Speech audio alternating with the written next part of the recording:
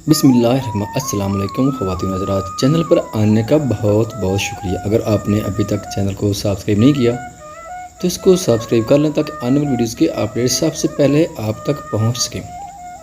जब उसने आपको फर्स्ट डे देखा था तो अरहम ने मुझसे कहा था, रेहान मुझे ये मिसाल लगती है, मैं जब भी उस तरफ देखता हूँ तो मुझे अनजाने से कशिश महसूस होती है। उसने कई दफ़ा आपसे बात करने की कोशिश मगर फिर उसी ख्याल से रोक गया कि वो हॉस्पिटल में अपना तमाशा नहीं बनवाना चाहता। आपने उसके हार्ट अटैक वाला दिन फील किया था, उसे होश नहीं आ रही थी, मगर आपके पाम करने के बाद उसे कुछ ही देर बाद होश आ गई थी और होश में आने के बाद भी उसके मुंह से यही जुमला निकले थे, मिशाल मैं तुम्हारे बगैर नहीं, मुझे क्यों छोड़ी। वो खुद अपना तमाशा नहीं बनाना चाहता मगर मुझे तो उन्होंने मुझे बना दिया। मेरी ज़ात पर सब समय सवालिया निशान। मेरे वालिदैन मुझसे आज पूछते कि मेरा एक्सीडेंट कैसे हुआ, मैं इनको क्या जवाब। मिशाल एकदम गुस्से से बोली थी और वहाँ से बाहर निकलती चली गई। मिशाल गा रही तो उसका सर दर्द से फट रहा। वो सीधा अपने कमरे में चली गई। उसके जहन में मुसलसल रेहान की बातें गूंज। वो तकिए में मुंह देकर फूट फूट कर रो दी। मीरा जब हॉस्पिटल से वापस आई तो सीधा अपने कमरे में गई। उसे रेहान ने सारी बातें बता रही थी और उसका रद्द अमल भी बता रही थी। उसने उसके मुंह से कंबल उतारा, उसे उठाने के लिए उसका बाजू हिलाया। मिशाल के छूते ही उसे महसूस हुआ कि वो बुखार में तप रही है। उसने उसका बुखार चेक किया, काफ़ी तेज़ बुखार था। मीर ने उसके सर पर ठंडे पानी की पट्टियाँ रखना शुरू की। कुछ देर में उसका बुखार काफ़ी हद तक कम हो मगर अभी तक वो गनुदगी में थी। या रब, फ़ोन करके अफशा बेगम, हैदर, फराज अहमद को भी मिशाल की तबीयत के बारे में बता देता है। मीरा ने फ़ोन करके अफशा बेगम, हैदर, फराज अहमद को भी मिशाल की तबीयत के बारे में बता देता है। वो सना को लेकर हॉस्पिटल में गए थे। सना का डिलीवरी केस था। हैदर और शाम बेगम को सना के पास छोड़कर फराज अहमद घर आया था। तब मिशाल काफ़ी संभल चुकी। जब फराज अहमद उनके कमरे में आ गए तो मिशाल बेड क्रम से टेक गया बैठी। वो उसके पास बैठ गई। मीरा भी उधर ही थी। अरे बेटा क्या हुआ, क्यों एकदम इतनी तबीयत ख़राब हो गई। वो बोले कुछ नहीं बीच जान, बस हॉस्पिटल में सर दर्द होता, मैं घर आ गई थी, फिर पता नहीं कैसे टेम्परेचर। वो बोले कोई बात नहीं बेटा, जल्द ही तबीयत ठीक हो जाएगी। भाभी के लिए दुआ करो, अल्लाह उससे भी बेटी ही दे। पता है मुझे बेटियां बहुत प्यारी हैं, मेरा एक ही बेटी, मगर मैंने जिसको भी दुआ दी बेटी की ही दुआ दी। बेटी तो नाजुक आपगिनों की तरह होती है, कांच पर बनी गुड़ियाँ होती हैं जिन्हें बहुत हिफाजत से रखना पड़ता है। रहमत है, मुझे बेटियां बहुत अजीज हैं। वो दोनों को प्यार करते हुए भी यानी इंशाल्लाह भाभी के यहाँ भी बेटी ही होगी। वो दोनों एक साथ बोली थी। उन दोनों के इस तरह कहने पर फराज अहमद ने आमीन कहा और दोनों को अपना ख्याल रखने की ताकीद करते दोबारा हॉस्पिटल चले गए। उसी हॉस्पिटल में होने की मिशाल का फिलहाल वहाँ जाने का कोई इरादा नहीं था। वो दोनों काफ़ी देर तक बातें करती रही। बातें करते हुए मिशाल सो गई। मीरा ने उसकी एक पिक खींचकर अरहम को सेंड करी। उसके पास कुछ देर पहले अरहम का मैसेज आया तो उसने सेंड की थी। सना को अल्लाह ने बेटी की रहमत से नवाजा था। फराज अहमद के दिल से मांगी की दुआ कबूल हुई थी। अल्लाह ने एक परी ही भेज दी थी। हैदर इंतहाई खुश था। उसने सबको मिठाई खिलाई थी। मुबारक हो डॉक्टर सनाउल्लाह, आपको बहुत ही प्यारी बेटी दी। अरहम अंदर आते हुए बोला, वाह माशाल्लाह, बेटी है कि परी फूल जैसी लग रही है। ये तो रेहान ने उसे उठाते हुए कहा। वैसे एक बात बताओ आपको डॉक्टर सना, रेहान ने कहा। जी सना बोले, ये तो बिल्कुल डॉक्टर मिशाल पे। उसकी आंखें देखे कितनी सहर अंगेज है, जैसे डॉक्टर मिशाल की है। मिशाल जो सना के पास रहती रेहान की बात पे चीन गई। रेहान की बात पे और हमने बेसख्ता बच्ची की तरफ देखा था। वो वाकई हैरान हुआ था। उसे देख वो बिल्कुल मिशाल की कापी थी। वो जितनी देर वहाँ खड़ा रहा मिशाल ने एक दफ़ा भी उसकी तरफ नहीं देखा था। उसके बाद वो वहाँ से चिल्ड्रन वार्ड में गई। उसे एक बच्चे को देखना था। वो उसे देखकर बाहर की तो ठिठक कर रह गई। सामने से अरहम मारा था। वो वापस पलटने तो उसने अरहम की आवाज़ सुनी, डॉक्टर मिशाल प्लीज़ रुकिए। उसकी आवाज़ सुनकर वो वहीं साकत हो गई। सदियों बाद जो उसने आवाज़ दी, कदमों की क्या मजाल थी, धड़कने भी रोक गई। प्लीज़ मिशाल मेरी बात का जवाब लाजमी दीजिए, जो मैं आपसे पूछूँ एक रिक्वेस्ट है। अरहम उसके पास आते हुए बोले, जो ये कौन सी बात। वो बाएतमाद आवाज़ में उसकी तरफ पलटते हुए बोली, आप मुझसे मोहब्बत करती हैं। ये नहीं, वो एक आस से पूछा। वो सन होकर रह गई। उसके सवाल पे प्लीज़ मिशाल मुझे बताओ ना, मैं तुम्हारे बगैर नहीं रहता, प्लीज़ मुझे मेरी गलती पे मुआफ़ कर दो। मिशाल मैंने बहुत अजियत सही है अपनी गलतफहमी की वजह से, मुझे तुम्हारे साथ ऐसा नहीं करना चाहिए। मैंने मोहब्बत तो कर मगर एतबार ना किया। मैं कितना पागल था, अपने हाथों अपनी मोहब्बत गिनवा दी। प्लीज़ मिशाल मुझे बताओ ना, तुम क्यों चुप खड़ी। बोलते हुए अरहम की आवाज़ भर्रा गई थी।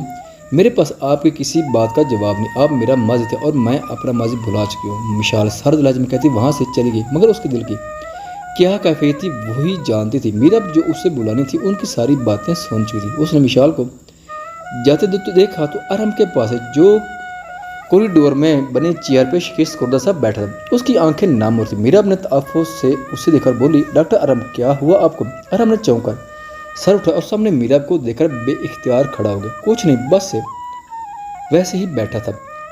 नामहसूस अंदाज में अपनी आंखें साफ करते हुए कहा, मगर आपकी आंखें? वो फिक्रा अधूरा छोड़ गई। नहीं, असल में मेरे सर में दर्द है, वो बोला। इस दर्द की वजह से?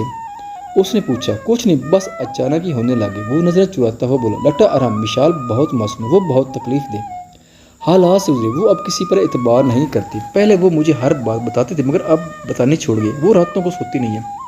अगर मैं उससे बोलूँ तो कहती है मैं तो सोती हूँ। वो कभी भी सारी रात रोकर गुजार देती है। अगर मैं पूछूँ तो कहती है ऐसा तो कुछ भी नहीं। अरहम मुझे साथ खड़ा सुन रहा था।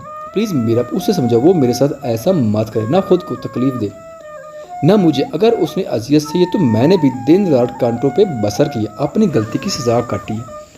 वो बेख्तियार बोलता चला गया, ये सोचे बगैर कि सामने रेहान नहीं मीरा खड़ी है। मीरा बेसाख्ता मुस्कुरा देती, आप बिल्कुल फिक्र न देखिएगा, एक दिन वो पहले जैसी हो जाए। अगर आप उसके बगैर नहीं रह सकते तो मुझे पता है वो भी नहीं रह सकती। थैंक यू मीरा, अब उम्मीद का सारा आप ही हैं। वो दिल गर्ती से मुस्कुराते हुए बोले, और मैं उम्मीद पर पूरा उतरूंगी। वो मुस्कुराकर कहती वहाँ से चली गई। मिशाल नावल पढ़ मगर उसकी सोचे अरहम के गिर्द ही घूमती। मीरा कितनी देर से उसे देखे जा रही, फिर उसके पास आकर बैठ गई और उसके हाथ से नावल लिया तो मिशाल ने चौंक कर उसने, क्या बात है? उसने पूछा। इस वक्त सना भी बेटी को लेकर उनके पास आ गई। उसने अपनी बेटी का नाम हानिया रखा था। मिशाल दोनों को देखकर हैरान, वो समझ गई थी आज वो फंस चुकी है। मुझे अरहम के बारे में कोई बात नहीं करी, वो अटल लहजे में बोली थी उनसे, मगर हमने तो करनी है। सना बोली, प्लीज़ मिशी, मेरी बात को दरमियान बोलना मत। मीरा ने कहा, तो क्या वो अब की बार कुछ ना बोली थी? देख मुशी, अरहम बहुत अच्छा, बहुत प्यार करता है तुमसे, तुम्हारे पे मरता है, नहीं रह सकता। वो तुम्हारे बगैर मरता है, वो तुम पर। वो जब भी तुम्हारे बारे में बात करता है उसके लहजे में अजीब सी तड़प होती है तुम्हें वापस पाने। मैंने कई दफ़ा उसे रेहान से बात करते हुए देखा, उसकी आंखें नाम हो जाती है, तुम्हारा जिक्र करते, मुझे बहुत तकलीफ होती है। अब उनकी हालत पे तुम भी उस पर रहम करो। सना उसे समझाते हुए बोलती चली गई, मगर मैं कैसे भूल जाऊँ जब उसने मुझ पर बगैर मेरी गलती के इल्ज़ाम लगाए थे। उसने तो मुझे सफाई तक का मौका नहीं दिया था। मेरे से पूछता तो सही। विशाल तड़प कर बोली थी, देख मुशी, अगर तुमने अजियत सही है तो उसने भी काम नहीं सही। वो भी तो हकीकत जानने के बाद वो भी तो टूट गया था। तुम्हें याद हो वो तुम्हें कांच की गुड़िया कहा करता था, इससे एक बार वो टूट गई थी, अब वो उसे दोबारा जोड़ना चाहता है। तुम उसकी बात मान जाओ ना। अब की बार मीरा बोली थी, मैं नहीं भूल सकती उसकी बात। दिल के उनकी हर बात पर लब्बैक कह रहा था और जुबान इनकारी थी उसकी अभी तक। क्या तुम उसको भूल चुकी हो? सना ने पूछा। भूल चुकी हो? वो बोली। तो वो दोनों एक दूसरे को देख कर रह गए। झूठ मुशी, मैं तुम्हारी बहन हूँ, तेरी राग राग से वाकिफ हूँ। तुम मुझसे अब तक झूठ बोलती रही है कि तू भुला चुकी है। इसे मैं क्या नहीं जानती कि तू रोती रहती है रात भर। वो तो मुझे सोते हुए भी नहीं भूलता। तुम कैसे तुम भूल चुकी? मीरा बोली, हाँ नहीं भूल सकती। उसे मोहब्बत की कोई ड्रामा तो नहीं किया। वो रो रही थी, मीरा ने उसे गले से लगा लिया था। मिशिया, अरे हम कल तो इससे बात करें, प्लीज़ उसकी बात सुनना। सना बोली। तो मिशाल उसे बेबसी से देख कर कुछ नहीं होता, बात ही तो सुननी है, मीरा ने लेटते हुए कहा। सना ने अरम को ओके का मैसेज सेंड कर दिया था और अरम का दिल किया वो खुशी से रो दे। मीरा वार्ड से निकलकर सेकंड फ्लोर पे जा रही थी जब अचानक रेहान सामने आ गई। साइड से निकलकर, जी डॉक्टर रेहान, कोई काम था क्या? मीरा के दिल में कहा था, कोई नहीं जानता। वो रेहान से भी ऐसे ही बात कर जैसे उनके दरमियान कभी कोई रिश्ता ना रहा।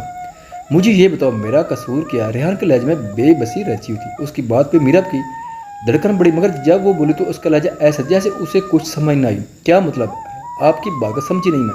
आप इतनी ना समझ तो नहीं कि मेरी बात का मतलब ना समझियो। रेहान लफाज चबाते हुए बोला, सीरियस मैं डॉक्टर, मुझे नहीं समझ कि आपकी बात। उसने अपना लहजा सरसरी रखा, मगर धड़कने उधम मचाए हुई थी। इन्हें संभालना उसके लिए मुश्किल हो रहा था। आराम ने तो मिशाल के साथ सही नहीं किया था, जिसकी वजह से उसे सजा मिली। मेरी क्या गलती थी जिसकी मुझे सजा दी? तुमने क्यों इतनी लंबी जुदाई मेरा मुकद्दर बनाई? मैंने तो कुछ नहीं किया था ना। 3.5 साल कहाँ ने ढूंढा तुम लोगों को। रेहान थक्का से चूल लहजे में बोला। मीरा उसकी बात सुन के भुंचका ही रही। उसके वह में गुमान में भी नहीं था कि रेहान ऐसा कोई सवाल उससे सरेराह करके उसका जहर एकदम माऊफ हो गया। बताओ ना मीरा, मुझे हर वक्त मिशाल मिशाल करती हो, कभी अपने बारे में भी सोचा है? रेहान उसे साकत देखकर दोबारा बोला, आप भी तो उसके ही दोस्त थे ना। अगर आप भी मेरे साथ ऐसा करते तो पहले तो वो चुप थी, मगर जब बोली तो अपने लफ्ज़ों से उसका वजूद जख्मी करके वो तड़प कर रह गया। मीरा बहुत बुरे हैं तमाम तुम्हारे लफ्ज़, तुम मुझे ऐसा ख्याल करती हो, वल्लाह मैंने तुमसे मोहब्बत की कोई खेल नहीं खिलाता। उसकी बात सुन के जो अजियत उसके अंदर करती वही लफ्ज़ों में भी आ गई। मीरा चुप ही रही, वो शर्मिंदा हो गई थी। उसे एहसास हो गया था अपने लफ्ज़ों की कड़वाहट का। उसे रेहान से ऐसे बात नहीं करनी चाहिए थी। बताओ मीरा, मुझसे आप भी मोहब्बत करती हो या नहीं? वो सरापा सवाल बना खड़ा था। नहीं, वो एक लम्हे से पहले और वहाँ से जाने के लिए मुड़ी। उसके इस धांधली वाले जवाब पर उसका दिल तड़प गया। जब मोहब्बत की आग मेरे अंदर अभी तक जल रही तो तुम्हारे अंदर कैसे सर्द हो सकती है? तुम झूठ बोली हो। उसने उसका बाजू पकड़ उसे अपने मुकाबले वापस किया था।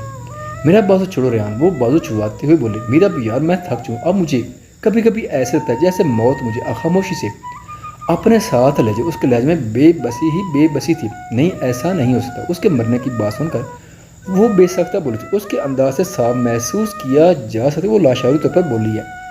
उसकी बात पर रेहान बेसख्ता हंस। वो जान गए वो अब भी उससे मोहब्बत करती है। उसे अचानक इस तरह हंसते देखकर मीरा हैरान हुई। आप क्यों हंस रहे? उसके लहजे में बेपनाह हैरत थी। तुम्हारी बात पे तुमने अभी क्या कहा है? वो मुस्कुराते हुए बोला। क्या कहा है मैंने? वो हैरत से उसे पूछे, क्योंकि उसे हकीकत में नहीं पता था वो क्या बोली। यही कि रेहान, तुम मुझे छोड़कर नहीं जा सकते। रेहान ने मजे से उसकी बात को अपने अल्फाज में बताया था। उसे वो खुशी की आखिरी हदों में था। उसकी बात सुन के मीरा की आंखें हैरत की ज्यादा से फैल गई और मुंह भी खुल गया था। वो टक्कर टक्कर रेहान को देखेगी। अरे मैं वही हूँ, मुंह तो बंद कर लो। वो हंसते हुए बोला। तो वो मीरा उसकी बात पे बुरी तरह जेब गया और तेज से वहां से निकल गई। पीछे रेहान मुस्कुराता हुआ खुशी से सारे शहर ऑफिस में चला गया। विशाल मीरा को ढूंढती हुई ऑफिस तो वहां भी नहीं थी। अंदर आराम अकेला ही बैठा था। वो वापस निकलने तो आराम ने उसे पर डॉक्टर मिशाल। उसकी आवाज़ में वो बेसख्ता पलटी थी। आराम उसकी तरफ ही देख रहा था। वो उठकर उस तक आया और दरवाजे के साथ टेक लगाकर खड़ा हुआ। बोला, मिशाल, आपने उस दिन भी मेरी बात का जवाब नहीं देते। आज भी मेरा वही सवाल, आप मुझसे मोहब्बत करती हैं या नहीं? आप मुझे अपने जवाब से मौत देंगे या नहीं? जिंदगी नहीं, आपको कुछ नहीं होता। वो बेख्तियार बोले। अरहम ने उसकी बात इग्नोर कर बोला, आप हाँ या ना में जवाब दें। उसके कहने के बाद वो चुप रही। बताएं भी, उसने इसरार किया। मिशाल, मैं नहीं रिश्ता आपके बगैर। क्यों चुप रहकर अजियत दे रही हैं मुझे? एक ही दफ़ा मैं मार क्यों नहीं थी आप? वो दिल गिरफ्तगी से बोला। नहीं मारते ना, क्योंकि मोहब्बत करती हो। एक दफ़ा खो देते, अब नहीं खो सकती। वो उसकी बात काट कर चिल्लाए। तो फिर मैं तुम्हारे कब घर आऊं? वो जिरेला मुस्कुराता हुआ बोला। क्यों मेरे घर क्यों आना? वो हैरस बोले। तुम्हें लेने। वो बोला। क्यों? उसने पूछा। अरे शादी नहीं करने क्या? वो मुस्कुराते। उसकी बात सुन वो चीं गई और उसे दरवाजे से हटाते बाहर निकल गई। अरे बताती तो जाओ। अरे हमने उसे पीछे से आवाज़, मगर वो मुस्कुराते हुए वहां से चली गई। सारे घर वाले बहुत खुश। फराज अहमद और अफशान बेगम के कदम जमीन से नहीं लगते अपनी बेटियों की इतने अच्छे नसीब मिलने पर। अरम और रियान दोनों आए होते, लेकिन उनके साथ जुलैशा भी आई थी। वही दोनों का रिश्ता मीरा और मिशाल के लिए लाई थी। अरम और रियान ने ब्लैक कुर्ता शलवार पहन रखा था जो उन पर खूब जचता था। सना ने जबरदस्ती दोनों को ब्लैक कलर की मैक्सियाँ पहनवाई थी जिनके बॉर्डर पर व्हाइट एंड पर्पल कट दानों से नफीस सा काम होता। दोनों ही खूबसूरत लगती। इस वक्त सभी ड्राइंग रूम में बैठे थे। मिशाल और मीरा भी इधर ही थी। शादी की तारीख 25 सितंबर फिक्स हुई थी। वक्त गुजरते पता ही न चला और 25 सितंबर का दिन आप सना ने अफशान बेगम के साथ मिलकर सारा घर संभाला होती। शादी की तैयारी, मेहमानों को संभालना, वो सब काम देख रही थी और इन दोनों को उन्होंने हर काम से मना का अधिकार से जुदाई पर इन दोनों की आंखें हर वक्त नाम रहती थी। उस वक्त वो दोनों कमरे में बैठी आंसू बांधने लगी थी जब अफशान बेगम और सुना कमरे में दाखिल हुई। अरे पागल, क्यों रो रही है दोनों? आज तो खुशी का दिन है ना, चलो पार्लर के लिए निकलना। हैदर इंतजार कर रहा था। अफशान बेगम अपने आंसू छुपाती उन दोनों से हंसकर बोली। उसके बाद दोनों को उन्होंने पार्लर भेज दिया। जिस लम्हे वो दोनों पार्लर से हाल में पूछे कितनी ज़बानों से माशाल्लाह निकला था।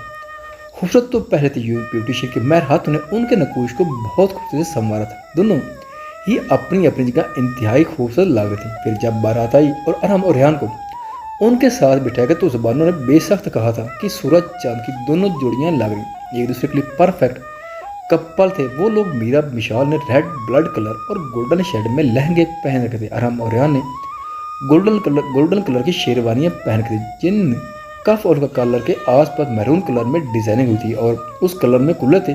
दोनों ही अपनी खूबसूरती में बेमिसाल थे। दूध पिलाई की रस्म सना ने की थी। हंसते मुस्कुराते रुखसत का वक्त आ गया। रुखसती के बाद दोनों सबसे मिलती रो दी थी, जिन्हें मुश्किल से चुप करवाकर गाड़ियों में बिठाया था। रात दोनों ने उनसे कोई लंबे लंबे अहद और पैमान नहीं की थी, मगर अपनी मोहब्बत को इतनी खूबसूरती उनके सामने रखा था कि उनके वजूद सारे शार हो गए। वो दोनों रब का शुक्र अदा करते नहीं थक रही थी। एक रोशन सुबह दूसरे दिन उनकी ज़िंदगी में आई थी। 2 साल बाद अरहम ने मिशाल को अपनी मोहब्बत के रंगों से ऐसा रंग तक खुले गुलाब की तरह हो गई थी। उसकी मोहब्बत ने उसे बहुत खूबसूरत बना दी। सब कहते हैं ज़िंदगी का हमसफ़र अगर मोहब्बत करने वाला और सबसे बढ़कर आपकी इज्जत करने वाला मिले तो ज़िंदगी खुशनुमा रंगों से भर जाती थी। दुख परेशानियां होते हुए महसूस नहीं होती हैं। अच्छा हमसफ़र नेमत खुदाबंदी से काम नहीं होता। रेहान ने भी मीरा को अपनी मोहब्बत से बहुत खूबसूरत रंगों में डाला था और हमने वाकई अपनी कांच की गुड़िया को अपनी मोहब्बत से जोड़ दिए थे, जैसे कभी वो गलती से तोड़ बैठा था। और हम रेहान भी इतनी खूबसूरत और खूबसूरत हमसफ़रों के मिलने पर शुक्र अदा करते नहीं थकते थे। इस वक्त लॉन्ज में सब बैठे थे। मिशाल और मीरा भी अरहम और रेहान के साथ आई हुई थी। मीरा के पास बेटा था जिसका नाम उसने रुमान रखा था और मिशाल के पास बेटी थी जिसका नाम सहाब था और हैदर के पास दोबारा जुड़वा बच्चे थे जिनके नाम रमीज़ और नेहा थे। तभी बातों के दरमियान रेहान बोला, भाई नेहा तू मेरे बेटे रुमान की दुल्हन बनेगी। उसकी बात पे सभी कहका लगाकर हंस दिए थे। अरे तू तो अभी से इतनी बड़ी बात सोचे बैठा है। और हमने हंसते हुए कहा, तो और क्या देखूं, नेहा और रुमान में साल का फ़र्क है, बिल्कुल सही होगी उनकी जोड़ी। सहाब तो उससे बस 2 माह छोटी और नेहा वैसे ही बड़ी। तो मैं फिर सही कह रहा हूँ ना। उसकी इस बात पर सब एक बार फिर हंस दिए। वाह मेरी बेटी का फैसला हो रहा, बाप को शामिल नहीं किया जा रहा। हैदर रेहान की कमर पे धप मारते हुए बोला। तो सब हंस दिए। साहब मेरे बेटे की दुल्हन बनेगी, हैदर ने कहा। तो रेहान ने उससे घूरा, मुझे तो बड़ा कह रहा है, आप खुद क्यों बोल रहा है ऐसे। तो हैदर हंस दिया, अरे मुझे भी शामिल कर लो। और हमने कहा। तो एक ज़बरदस्त कहका लाउंज में गूंजा था, अरे अभी से ऐसे फैसले मत करो, बड़े तो होने दो बच्चों को। फराज अमन ने हंसते हुए तो सब एक दूसरे को देखकर मुस्कुरा दिया। अफशान बेगम और फराज अमन ने अपने खुशबाज घराने को देखा और आसूदगी से मुस्कुरा दिए। ख़वातीन व हज़रात, वीडियो देखने का शुक्रिया। अगर वीडियो पसंद आए तो चैनल को सब्सक्राइब करें और साथ ही बेल के आइकन को लाजमी प्रेस करें ताकि आपको आने वाली वीडियोज़ के अपडेट सबसे पहले मिल सकें। खुदा हाफिज़।